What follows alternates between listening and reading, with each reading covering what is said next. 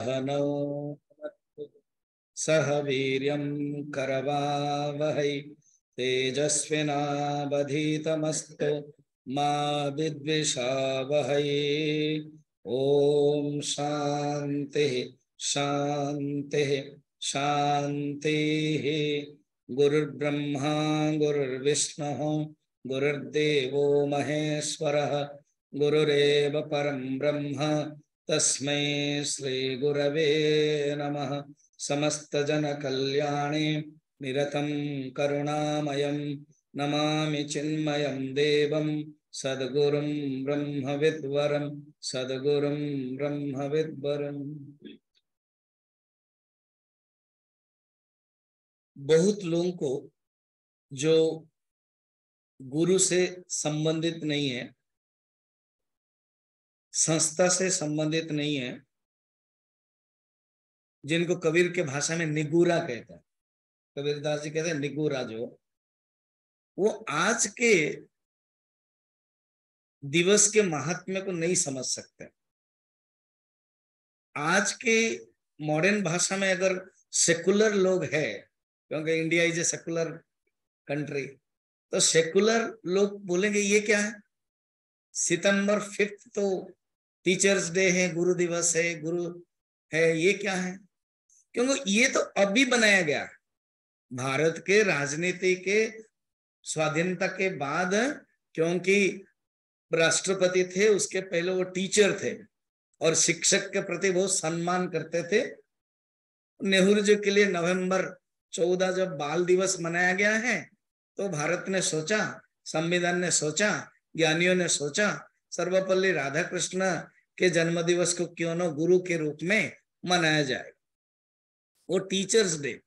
ये भारतीय संस्कृति की खासियत है कि आज जो मनाया जा रहा है ये पूरा पुराण सम्मत है और अनेक काल से कथा आ रही है। कहते हैं, एक पुराण में वर्णन है, वो है मार्कंडेय पुराण में। तो मार्कंडेय पुराण में ऐसे हैं, कोई कहते हैं ब्रह्मांड पुराण में है, तो कोई मार्कंड पुराण कहता है, कोई ब्रह्मांड पुराण कहता है, दोनों में ही है। तो ब्रह्मांड पुराण के अंतर्गत एक कथा है। सब ऋषि लोगों ने भगवान विष्णु के पास गए। भगवान विष्णु के पास जब गए और कहा कि अलग अलग गुरु से हम लोग ज्ञान प्राप्त करते हैं, अनादिकाल से आप ही आदि गुरु है। दो परंपरा है, एक विष्णु को आदि गुरु मान करके चलता है और एक भगवान शंकर को आदि गुरु मान करके चलता है। तो हम जो शिष्य के नाते, शिष्य के रूप में ज्ञान प्राप्त कर रहे हैं, ऐसे कोई एक दिन होना चाहिए जो हम शिष्य के रूप में कृतज्ञता गुरु को दें। कौन सा दिन देना चाहिए? देखो, तो भगवान विष्णु ने कहा, मेरा ही एक अवतार होता है। जब मैं अलग अलग अवतार लेता हूं, एक पर्पज रहता है। जब मैं राम बनता हूं तो मर्यादा पालन करता हूं। एक मनुष्य किस प्रकार एक मनुष्य बनकर के धर्म का पालन कर सके, ये भगवान राम दिखाते हैं। मैं जब कृष्ण बनता हूं तो लीला करता हूं, बहुत लोगों की इच्छा को मैं पूर्ति करता हूं, इसलिए लीला बन करके आता हूं। मैं जब नरसिंह बनता हूं तो जो राक्षस होते हैं उनके संहार करता हूं, और जो भक्त है, एक आदमी के लिए भी मैं आ सकता हूं, वो है प्रहलाद। एक आदमी के लिए भी, ये नहीं कि पूरा टोटल जब कॉस्मिक कॉस्मस माक्रो समस्या होगी तभी मैं आऊंगा, ये भी नहीं है। मैं एक डिवोटी के लिए भी आ सकता हूं, ये दिखाते हैं नरसिंह भगवान में। बराह अवतार पृथ्वी को उद्धार करने के लिए आते हैं। तो ये नियम है, धीरे धीरे ज्ञान नष्ट हो जाता है।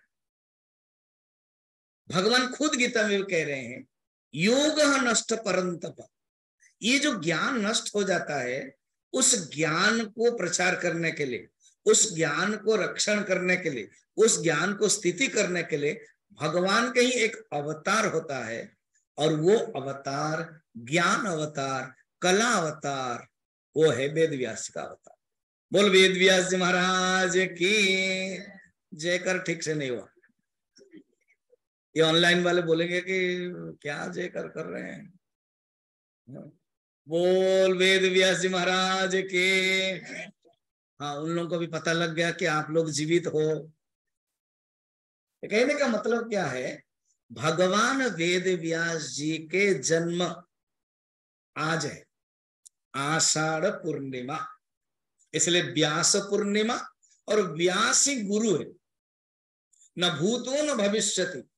अगर सनातन धर्म के कोई एक गुरु को बोलेंगे, ऐसे तो अनादिकाल से परंपरा में गुरुदेव के कोई इंटरव्यू में था, who is the founder of Christianity, who is the founder of Muslim, तो एक एक नाम है।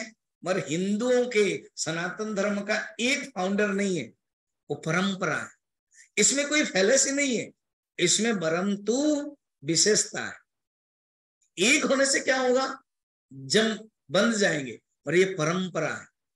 राम आए अपने काम में, उस समय करके चले गए। कृष्ण आए, खुद अनेक ऋषि लोग आए, वेद व्यास जी भी आए।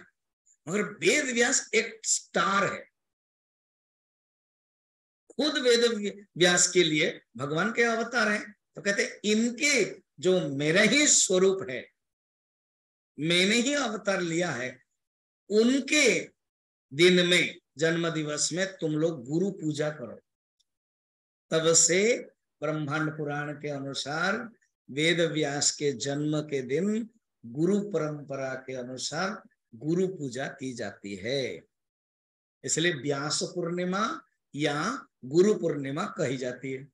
अब मैं दो कथा में, मेरे जो प्रवचन अभी है, दो भाग में जोड़ता हूं। वेद व्यास जी का जन्म और उनका वृत्त, उनका कार्य ये होगा, और हमारे जीवन में एक गुरु की क्यों आवश्यकता है, why I need a guru in my life, in my day to day life, क्या आवश्यकता है, उसको द्वितीय अंश में देखेंगे। पहले आज के पवित्र दिवस में वेद व्यास जी का जन्म कैसे हुआ, वो क्या क्या किया है, सारांश के रूप में देखते हैं। पूज्य गुरुदेव जब glory of Bhagavat, glory of Krishna Bhagavat में वर्णन है वेद व्यास जी का जन्म के बारे में, सुंदर इंग्लिश में दिया है, उसको मैं थोड़ा सा ही सारांश रूप में बोल रहा हूं। आषाढ़ पूर्णिमा आज के दिन, दिन तो सेम रहेगा ना, आषाढ़ पूर्णिमा, घनघोर बारिश हो रही है, रात नहीं है दिन है, कोहरा है। एक प्रचंड काय तपस्वी वो गंगा नदी पार करने के लिए चाह रहे थे, तो देखा कि कोई भी नौका नहीं है। तो तुरंत जो नौका की बस्ती आए, नाविक लोगों के जो मुख्य थे दासराज, उनके कुटिया में खटखट किया। उनको पता है वो बीमार थे, बुखार थे। उन्होंने अपने गंभीर और आधिपत्य स्वर में कहा, दासराज मुझे नौ पार करना है, तुम्हारा नौका चलाओ। गुरुदेव मैं नहीं चल सकता हूं, मुझे बुखार है। तो फिर कैसे मैं पार करूं? घर के अंदर से एक सुरीली आवाज आई, एक स्त्री के, कि ये लड़की की, और कहा कि पिताजी आप अनुमति दे तो मैं इन ऋषि को पार कर दूं, सुनिश्चित अवश्य। तो वो है सत्यवती। सत्यवती की पूर्व कथा भी है। उपरचर्य के राजा थे, वो किस प्रकार के रानी को याद करके अपने जो वीर्य को भेज रहे थे उसमें से एक ईगल जो है गिद्ध, वो लेके चला गया और समुद्र में डाल दिया। तो जब समुद्र में डाल दिया तो मछली से ये सत्यवती उत्पन्न हुई थी। पुरानी कथा है महाभारत में। कभी कभी इच्छा होती है ना, ये अलग अलग ग्रंथ होने के बाद थोड़ा कभी महाभारत भी शुरू कर ले, लगभग 4-5 साल तक लगता रहेगा, बड़ा इंटरेस्टिंग है। चलिए, वो मैं केवल अभी आपको अंश बता रहा हूं वेद व्यास जी के संदर्भ में।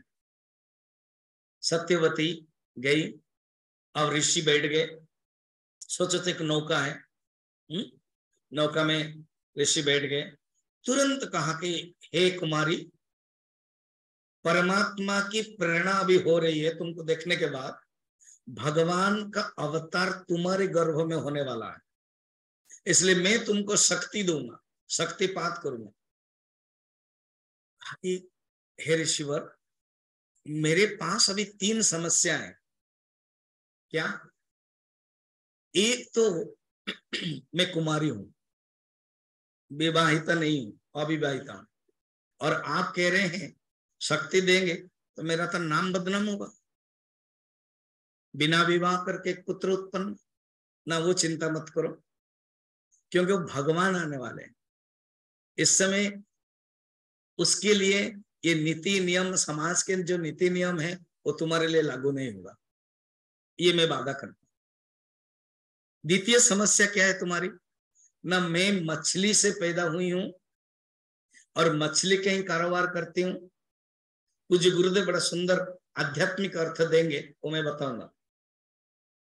मेरे शरीर से मत्स्य गंधा, मछली की गंध निकल रही है, इसलिए मेरा नाम मत्स्य गंधा है। अब आप वो कह रहे हैं भगवान का अवतार आने वाला है और पुत्र ऐसे होगा, तो मुश्किल है। वो हंसने लगे। भगवान उसको कहते हैं जो कर्तुम शक्यम अकर्तुम शक्यम अन्यथा कर्तुम शक्यम। मैं केवल भगवान के एक उपासक हूं, मैं केवल भगवान के एक भक्त होने के कारण मेरे पास इतनी विभूति है, भगवान के पास अनंत विभूति है। चिंता मत करो, तुम्हारी जो दूसरी समस्या मैं दूर कर सकता हूं। ना कैसे?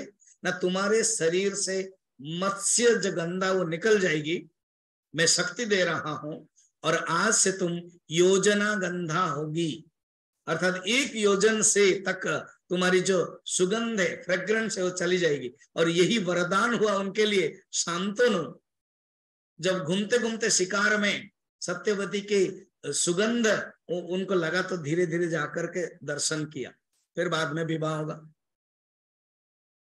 तीसरी समस्या ना, हाँ देखिए, मैं जो भी है, मैं कुमारी हूं, एक स्त्री हूं, एक लड़की हूं, मुझे तो आप हालांकि यौन व्यवस्था नहीं करेंगे, मगर जो शक्ति देंगे, मुझे थोड़ा सा लज्जा का अनुभव हो रहा है, कोई देखेगा तो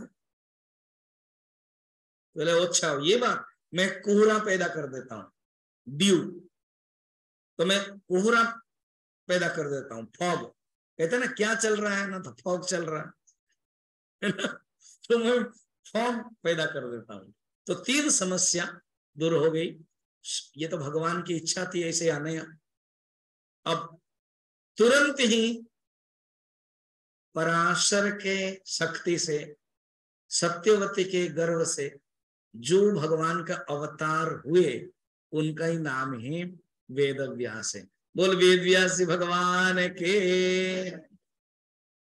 अब इनका नाम सुनो क्या क्या है। कोई भी लड़का के नाम पहले मां के साथ कनेक्शन हो जाता है, इसलिए सत्यवती सुत, सत्यवती नंदन, फिर पिताजी के साथ हो जाता है, इसलिए पाराशर्य, पाराशर्य वच सरोजम अमलम गीतार्थ गंधोत्कटम, गीता में पढ़ते वेद व्यास माने पाराशर्य के बेटे। फिर अच्छा, कहानी क्या कहती है? जब उत्पन्न हो गए, पराशर तो चल पड़े। सत्यवती ने कहा कि गुरुदेव, इस बच्चे को क्या करना? अरे वो द्वीप में रख दो, मैंने अभी पैदा किया है, नहीं तुमको कुछ पालन पालन जरूरत नहीं है, भगवान है, वो पालन खुद करते हैं, तुमको केवल रख लेना है द्वीप में और तुम अपना वापस चला जाओ, मैं तो केवल इसके लिए आया था। और दासराज को जो बीमार भी हुआ, जो बुखार हुआ, वो भगवान की इच्छा है, वो चला नहीं सकते। वो चलाएंगे तो मैं पुत्र कैसे दूं? तुमको ही देना था, तुम ही अधिकारी हो, अब तुम चला जाओ।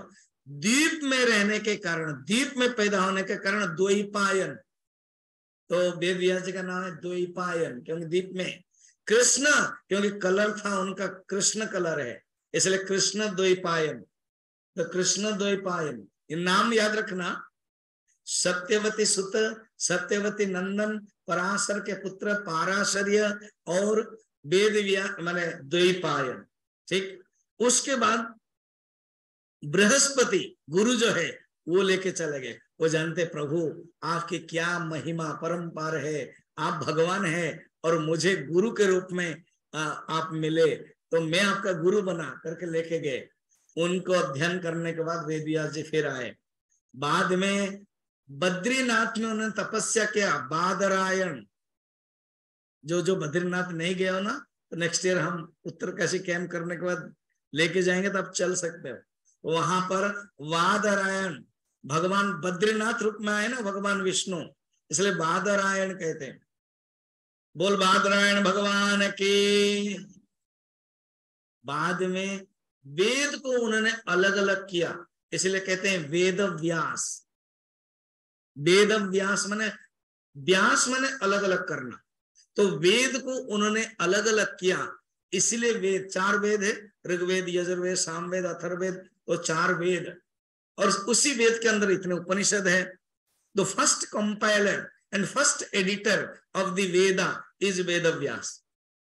गुरुदेव इसी भाषा से कहते हैं। और जब महाभारत वर्णन किया, तो महाभारत बद्रीनाथ में अगर आप जाओगे, माना village, the last village of India, तो उसमें 2 गुफा है। एक गुफा नीचे वाला जो है वो गणेश जी की गुफा है, और थोड़ा सा 200-300 मीटर के दूर है वो वेद व्यास जी का गुफा है। तो आप बोलोगे 200-300 मीटर में वेद व्यास जी कैसे बोलते थे और गणेश जी लिखते थे? अभी आप इतना ओनली 10 मीटर में दूर में माइक जरूरत पड़ता है ना? मुझे भी लग रहा है कि आपको सुनाई नहीं दे रहे, आपको भी लग रहा है कि सुनाई नहीं देता है। वो लोग कैसे बोलते थे और सुनते थे? वो विचार के तरंग से सुनते थे। विचार में अगर कोई पकड़ लिया, शब्द की जरूरत नहीं है। मौनम व्याख्यानम, दक्षिणामूर्ति स्तोत्र में है, गुरु कौन है? युवा है, और शिष्य वृद्धा है। मौनम व्याख्यानम, विचार तरंग, अर्थात वेद व्यास जी विचार के माध्यम से प्रवाहित करते थे, और वो तरंग आ जाता था, गणेश जी लिखते थे। ये है कथा। और यही बद्रीनाथ में ही जब दुखी हुए, कौन? वेद व्यास जी, कि मैंने सब कुछ लिख दिया, महाभारत लिखा, सब कुछ लिखा, तो नारद जी आ गए और कहा कि, क्योंकि नारद जी बड़े हैं, नारद जी से बड़े फिर सनत कुमार, फिर ब्रह्मा तो मेन है। ब्रह्मा वेद व्यास जी का पितामह, पितामह, प्रपितामह सबका है ब्रह्मा। तो नारद जी ने फिर उनको भागवत सिखाया, फिर उन्होंने भागवत रचना किया, और जो श्रेष्ठ भागवत अपने ही पुत्र सुखदेव जी को दिया। भागवत के कथाकार कौन है? वेद व्यास जी। वेद को उन्होंने किया, इतने पुराण लिखा, पहले उसके पहले पूत पुराण लिख दिया, 17 पुराण, उसके बाद 18 पुराण भागवत है, सब कुछ वेद व्यास जी ने लिखा। वेद व्यास जी को अगर हटा दोगे ना, सनातन धर्म खोखला हो जाएगा। व्यास उच्चिष्टम जगत, इसलिए जगत के जितना ज्ञान है, व्यास के उच्चिष्ट, उच्चिष्ट माने, उच्चिष्ट माने जो झूठा है, जो वचन है, उद्गार है, वेद व्यास का उद्गार ये सारा जगत के जो ज्ञान है। ऐसे वेद व्यास जी के महानता वर्णन है। पूज्य गुरुदेव इस कथा कहने के बाद आध्यात्मिक रहस्य बहुत सुंदर बताया। पराशर कौन है? सात्विक। वेद व्यास हमारे जीवन में कब आ सकता है? हमारे वेद व्यास माने कौन? ज्ञान, ज्ञान का अवतार, कला का अवतार। हमारे जीवन में ज्ञान होता है जब अंदर सात्विक गुण होता है। तो जो पराशर है वो तपस्या, तपोमय ज्ञानम, और ज्ञान का लक्षण वो ऋषि है, ब्राह्मण है। उनके साथ जो सत्यवती है वो कौन है? साहस का प्रतीक है। देखो कहानी की दृष्टि से भी उनके पिताजी कहे कि मैं नहीं कर सकता, मगर वो साहस किया, पिताजी क्या आप अनुमति दें, मैं इनको छोड़ू, मैं पार करा दूं। साहस का प्रतीक है। और अकेले जब ये बातें करे वो डरी नहीं, सब कुछ ग्रहण किया। तो जिंदगी में अगर सात्विक भी आए और साहस भी आए, कॉन्फिडेंस भी आए, तो वेद व्यास ज्ञान तो हमारे जीवन में आएगा ही आएगा। बोल वेद व्यास ज्ञान अवतार के, ऐसे इतना सुंदर है। और ये जो वेद व्यास जी हमारे जीवन में जितने भी लिखा है वो गुरु है। तभी भगवान विष्णु ने कहा कि प्रत्येक जीवन में गुरु की आवश्यकता है। अभी मैं इस पॉइंट पर ले रहा हूं, why I need a guru in my life. जीवन में मनुष्य जन्म तो होता है, अनादिकाल से मनुष्य अज्ञान के कारण जन्म मरण चक्र में भटकता रहता है। जब तक अज्ञान है वो दुखी रहेगा और भटकता रहेगा। ये अज्ञान को दूर ही गुरु करवा देता है। और जो गुरु का स्थान है जीवन में, तो ऐसे तो 5 प्रकार के गुरु हैं।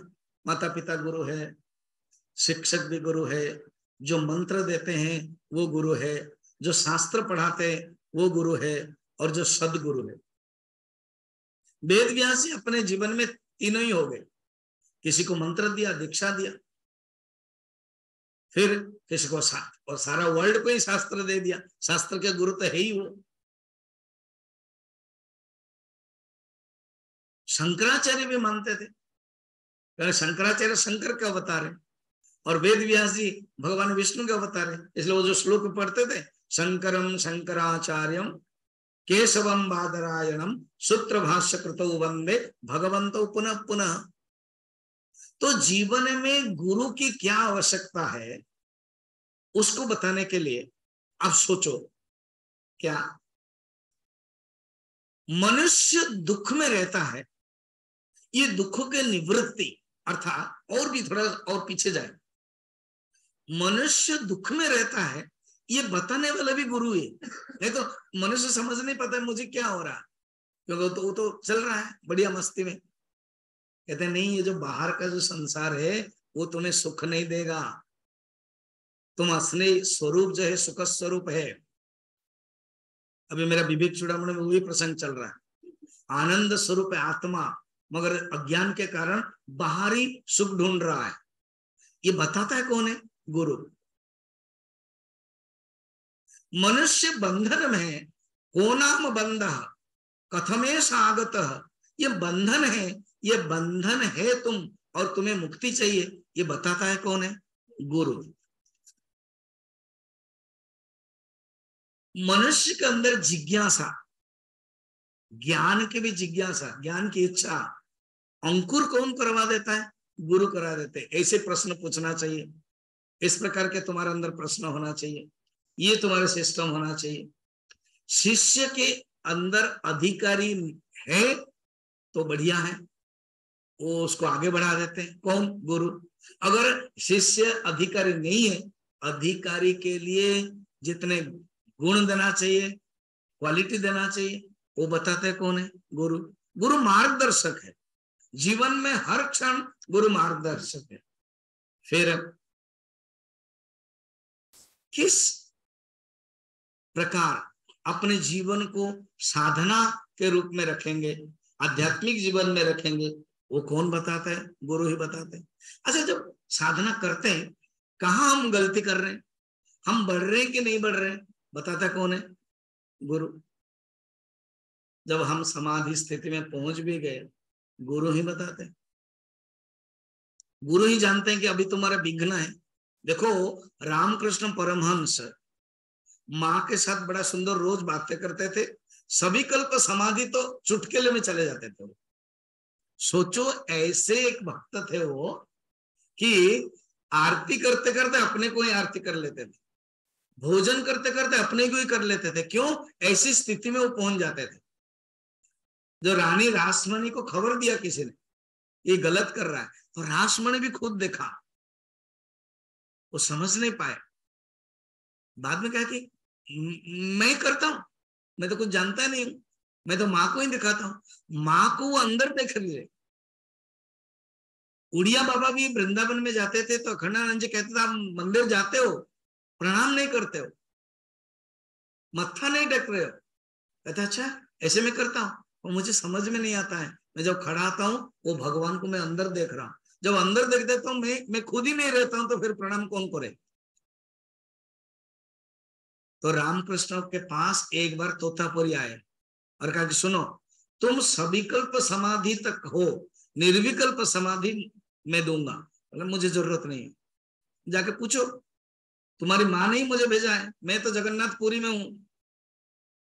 कभी आप जगन्नाथपुरी जाओगे? कभी क्या जाओगे, मैं नेक्स्ट ईयर ले रहा हूं आपको, है ना, जाओगे मैं दिखाऊंगा आपको। वहां तोतापुरी कैसे साधना करते थे, और कहते हैं कि बाघ बन जाते थे, इतने बड़े श्रेष्ठ संत थे। अभी भी बहुत सुंदर आश्रम है पहाड़ के ऊपर। कहते मैं क्यों आया कलकत्ता तेरे पास, तेरी माँ ने भेजा मुझे, जाके पूछ क्या हो। तो गदाधर गए कि माँ एक कोई एक जटा सन्यासी को भेजा क्या ना। हाँ क्यों ना, निर्विकल्प समाधि देने के लिए, आप ही मुझे दे दो ना। नहीं, वही देंगे, गुरु, मैं तुम्हारी माँ हूं, वो तुम्हारे गुरु है। तब वो आए। तो जीवन में गुरु अंतिम तक पहुंचा देते, ये है नियम। एक सुंदर श्लोक भी है, वात्सल्य मातृवत यस्य, जो गुरु के अंदर वात्सल्य हो। लास्ट टाइम जब हम कैंप ले रहे थे ना उत्तरकाशी में, तब ये सुदर्शन एंड गुप्ता जी एंड अनीता, उनके मिस्टर भी सब गए थे। फिर बोलने के लिए मैंने मौका दिया, ये तो भजन गा रहे थे, मैंने बोलने के लिए मौका नहीं दिया था, मैंने भजन तो गा लिया। फिर बोले मैं 1 मिनट बोलूं, तो वो बोल रहे, वही बोल रहे थे कि माता का रोल और पिता का रोल। माता का रोल क्या होता है? प्यार। पिता का रोल क्या है? उनकी आंखें, आंखें ही सब कुछ बोल देती है। यही है। तो यहाँ श्लोक में वेद व्यास जी के लिए कैसे लिखा गया देखिए, मातृवत स्नेहम यस्य, गुरु वो होते हैं जो माँ के प्यार जिसके पास है। मातृवत वात्सल्यम यस्य जनकस्यैव शासनम, पिता जैसे शासन होना चाहिए। क्यों लेट में आए, क्यों ऐसे कर रहे हैं, कल क्यों नहीं आए? तो वो पिता जैसे शासक भी होना चाहिए। 2 हो गया। फिर कहते हैं स्नेहम तो मित्र सदृशम, जब गाड़ी में जाते हो, मुक्तिनाथ में जाते हो, तो पास में रहते हो, तो स्नेह देना चाहिए, प्यार देना चाहिए, मित्रवत है। ये है सदगुरुम तम नमामि अहम, ऐसे सदगुरु को हम नमस्कार कर रहे हैं। कितना सुंदर है। अर्थात एक साथ, इसीलिए तो रोज गाते हैं, त्वमेव माता त्वमेव बंधु तमो विद्या त्वमेव सर्वम मम, ये है विशेषता। तो इसलिए हम आज के दिवस में गुरु की महानता, गुरु किस प्रकार की आवश्यकता है, वो हम देखा। हर क्षण एक शिष्य भाव हमारे पास रहना चाहिए, और आज के लिए रखा है कि अपने अपने गुरु को हम कृतज्ञता, ये गुरु दिवस कहा जाता है, गुरु पूर्णिमा कहा जाता है, मगर वो शिष्य का दिवस है। रियली शिष्य क्या करते हैं, अपने गुरु के प्रति सम्मान करके कृतज्ञता ज्ञापन कराते हैं। कृतज्ञता कि गुरु आपके कारण ही मैं ज्ञान प्राप्त किया। गुरु का अर्थ ही क्या है? गुकार अंधकार रुकार तत् निरोधकम, अंधकार से निरोधकत्वात् गुरु इति अविधीयते। गु मने अंधकार, रु मने तत् निरोधकम, तो अंधकार से जो दूर करा देता है ना, वही गुरु है। तो इस आज के पवित्र दिवस में ये भाव रहे कि क्योंकि गुरु तो ज्ञान से प्राप्त, गुरु से ही ज्ञान प्राप्त करते हैं, बिना गुरु से ज्ञान नहीं होता है, और बिना ज्ञान से मोक्ष नहीं होता है। तो इसीलिए इस गुरु परंपरा ये रहा है। आज व्यास पूर्णिमा है और इसी को ही गुरु पूर्णिमा कहते हैं। अर्थ देखो, जिसने जितना ज्ञान प्राप्त किया है उसके लिए आज के दिन उतना ही महत्व होगा। थोड़े से ही ज्ञान प्राप्त किया तो ठीक है, सब लोग मना रहे हैं, हम भी मना रहे हैं। जिसने ज्ञान पूर्ण रूप में प्राप्त किया वो गुरु तो सर्वश्रेष्ठ। हमारे जो सचमुच हम लोग धन्य है, कौन है? हमारे गुरुदेव जैसे गुरु मिले। वेद व्यास जी के बाद, शंकराचार्य के बाद अगर 21st सेंचुरी में अगर कोई गुरु जो डायनामिक है, हमारे गुरुदेव। देखो, गीता, उपनिषद, जो विवेक चूड़ामणि हम पढ़ रहे हैं, कोई भी ग्रंथ ले रहे हैं, क्या सब उन्होंने अपने तपस्या करके उत्तर काशी में उन्होंने अध्ययन किया, तपोवन जी महाराज से, फिर वो प्रचार किया। जो वेद व्यास जी ने प्रचार शुरू किया, जो शंकराचार्य ने प्रचार शुरू किया, उसी को ही परंपरा में गुरुदेव ने किया। और उसी परंपरा में हम लोग एक सदस्य है, एक सभ्य है, एक मेंबर है। तो गुरु को हम कैसे ऋण दे सकते हैं? कभी भी ऋण नहीं दे सकते। भगवान राम जैसे हनुमान जी को बोलते हैं, मैं तुम्हारा ऋण नहीं दे सकता हूं। कब, कैसे? गुरु संतुष्ट कब होंगे? अगर यही ज्ञान खुद प्राप्त कर लिया हम, और यही ज्ञान प्राप्त करके दूसरों को प्रचार करने के लिए, दूसरों को देने के लिए हम प्रयत्न करेंगे, तब ये गुरु परंपरा को हम बजाय रखेंगे। इसी के साथ मैं अपनी वाणी को विराम देता हूं कि ऐसे गुरु परंपरा को नमस्कार। जो ऐसे सदगुरु वेद व्यास जी को नमस्कार। और वेद व्यास जी कौन है? ना पहले ब्रह्मा है, ब्रह्मा के बाद वशिष्ठ है, वशिष्ठ के बाद शक्ति है, शक्ति के पुत्र पराशर है, पराशर के पुत्र वेद व्यास है, वेद व्यास के पुत्र सुखदेव है। तो सुखदेव विवाह नहीं किया था। ये सब बिंदु परंपरा, नाद परंपरा है। इसलिए श्लोक भी कहते हैं ना कि पराशराप्त वशिष्ठ नप्तारम, पराशराप्त शक्ति, पराशर के जो वशिष्ठ के जो पुत्र है, ये सब हम लोग गाते हैं। ये श्लोक भी है, व्यासम वशिष्ठ नप्तारम शक्तिम पौत्रम कलमसम पराशरात्मजम वंदे सुखतातम तपोनिधिम। ये बड़ा सुंदर बताया। क्या व्यास कौन है? वशिष्ठ के नप्तारम है, अर्थात बेटे के बेटे हैं। वशिष्ठ के पुत्र कौन है? ना शक्ति है। शक्ति के पुत्र कौन है? पराशर है। पराशर के पुत्र कौन है? वेद व्यास है।